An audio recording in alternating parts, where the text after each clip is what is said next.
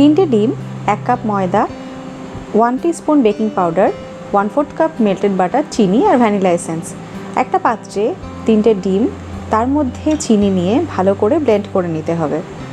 এবার তাতে দিয়ে দিতে হবে মেল্টেড বাটার আর ভ্যানিলা এসেন্স দিয়ে আবার ভালো করে মিক্স করে নিয়ে তাতে অ্যাড করতে হবে অল্প অল্প পরিমাণে ময়দা আর বেকিং পাউডার দিয়ে ভালো করে আবার মিক্স করতে হবে। এবারে 1 কাপ ছোটো করে কাটা সবুজ আপেলের মধ্যে 3 চামচ চিনি আর সামান্য দারচিনি গুঁড়ো দিয়ে ভালো করে মিশিয়ে ঢেলে নিতে হবে বেকিং প্যানে, আর ওপর দিয়ে দিতে হবে আগে তৈরি করে রাখা ব্যাটার। গ্যাসের হাই ফ্লেমে একটা থিক বটম প্যান বসিয়ে তাতে একটা স্ট্যান্ড দিয়ে তার উপরে বেকিং ট্রেটা রেখে একটা লিড দিয়ে ভালো মতন করে কভার করে দিতে হবে। গ্যাসের ফ্লেমটা প্রথম 2 মিনিট থাকবে হাই এবং তারপরে 45 মিনিট থাকবে লো। কেক রেডি, ক্লিন হয়ে চাকু বেরিয়ে এসছে।